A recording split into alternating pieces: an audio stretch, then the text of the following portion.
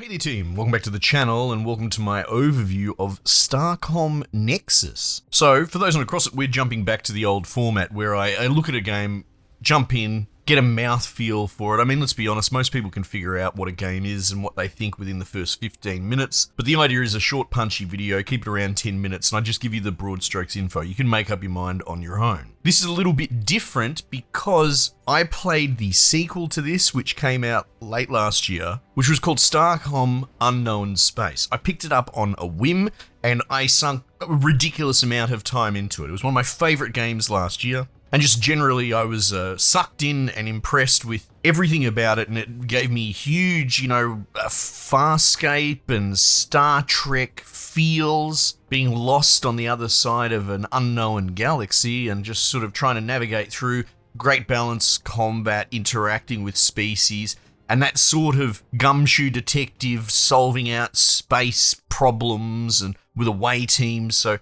very, very much like the most Star Trek type game that I've played by accident, I suppose. So yeah, so you can go and check out that video if you missed it. But I did notice that this is on sale. That's probably on sale as well, by the way.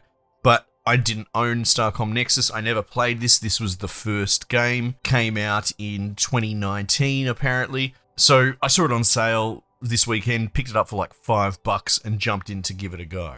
And what do I think? It's more Starcom. In fact, and we could probably talk a bit more about sequel theory, but I'll unpack the game itself. But this is very close to Unknown Space. So much so, it's kind of difficult to recommend this now that the sequel exists. Like in a universe where the sequel hadn't come out, like jump back a year ago, this would be an easy recommend as something really interesting and cool. But with the sequel in existence, a lot of this is very much... How do I put this? The sequel feels like 1.5 of this. There are some cool things added in, but there is a lot of stuff that is almost exactly the same from this, which some people might think that that's a good thing.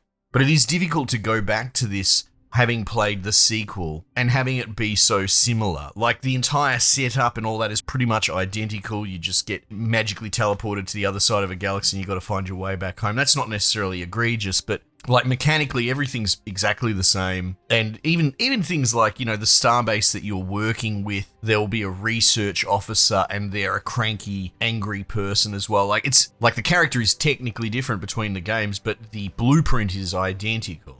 So look, this might sound like I'm trying to bash this game. I'm not, but it is an interesting example of, yes, in the sequel, they built upon, they added new systems, they iterated, like they fleshed out the crew system and all that, and it's much better. But it's one of those things also, if I said to you, play this one first, put a bazillion hours into it, enjoy it, love it, and then play the sequel, you will be so burnt out. Like it'd be more like play this one first, then wait 5 years, then play the sequel because it's 1.5 of this. Or full stop, just play the sequel first, like I did. Having said that, people that follow my path that loved the second game so much and they just want more Starcom, like critical as I'm being of how closely it resembles the first game, I'm still really enjoying this. I haven't played the second game for months anyway, so maybe playing 2 first and then going to the first game once you've worn yourself out on the second game, it is the move. Who knows? But anyway, my point is, they're both excellent games. As you can see, you're like playing this top-down sort of spaceship and you're cruising around exploring points of interest. The setup is pretty, basic. Like I said, we've seen this sort of stuff before, Farscape, Voyager. You essentially get wormholed to the other side of the unknown. The space station goes with you and they essentially help you research and upgrade your ship. So you're just starting out as a crappy little, patrol boat sort of thing. And as you fight enemies and, you pick your battles, you try not to bite off too much, but you collect resources.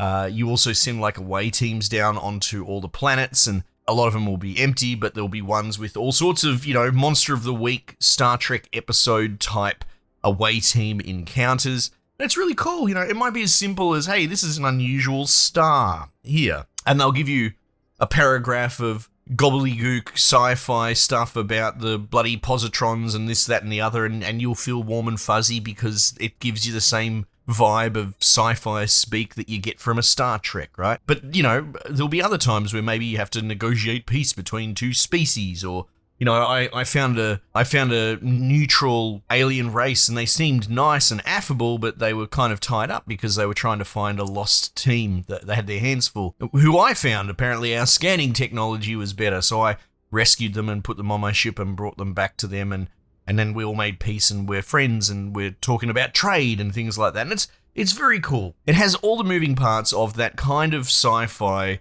circa 90s, 2000s, where you do get that Star Trek exploring the frontier with the most wholesome of intentions kind of vibe. There is like an antagonistic, I don't know, bug people that you can't really negotiate with. They serve as the enemy and you fight them and you kill them. And there's a blueprint system for upgrading your ship, or I shouldn't even jump that far ahead. Essentially, you can plot your ship by adding these little hexes to it. And as you go along and get more tech and that sort of stuff, you'll unlock more laser guns or batteries or engines or whatever, and your tech will gate how many blocks you can use or what sort of class you can use. And you can see the blueprints in there that you can load in, which are sort of prefabs. As long as you meet the requirements for tech and equipment, or resources rather, you can just unlock that sort of prefab. And, you go from this tiny little baby vessel to all the way up to like dreadnought sort of thing. So there's content there.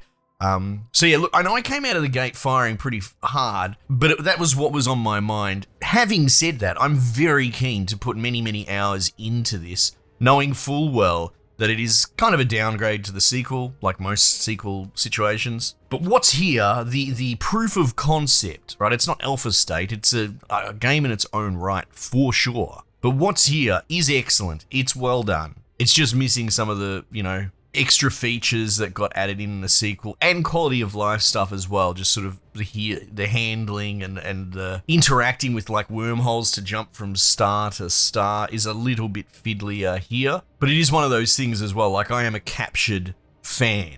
I love the sequel and everything it does, and while I can recognize that there are some points here that aren't quite as up to snuff, I forgive it because it's a cool little time capsule to have a look and see where it all began. So yeah, dangerously addicting as well, especially going off my sequel time. I've put way more time into that. And that was one of those 3 a.m. just one more turn kind of scenarios, those sort of games. Just one more star jump, one more, planet to scan. And it gets humongous, and you get to a point where you're sort of juggling lots of different missions on the back of your mind, not just the immediate.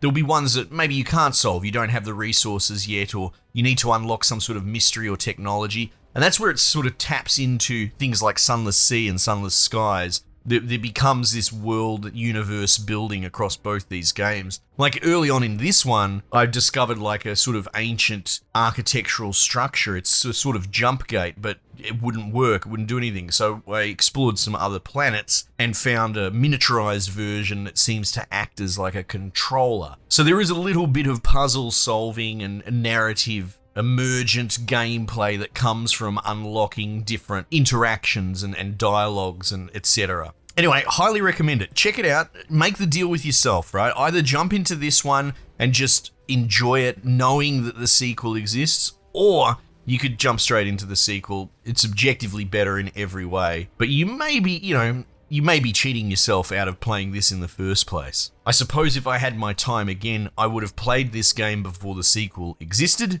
hoovered it up, loved every second of it, and then gone into the sequel as well. So do with this info what you will. But regardless, I highly recommend both games, whichever way you decide to cut that pie. Anyway, team, might just leave it there for the time being, and I'll catch you guys on the next one.